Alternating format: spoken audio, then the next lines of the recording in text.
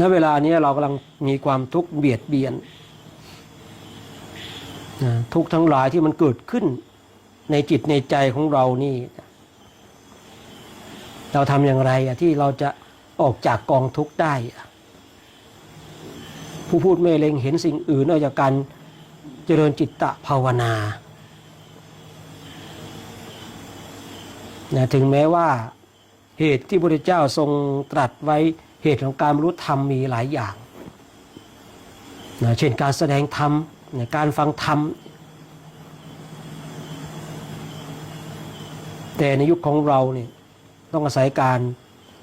เจริญจิตตภาวนาในยุคของเรานะ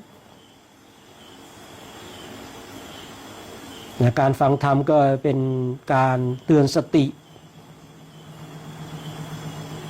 การฟังธรรมนั้นก็เป็นเครื่องย้ำเตือน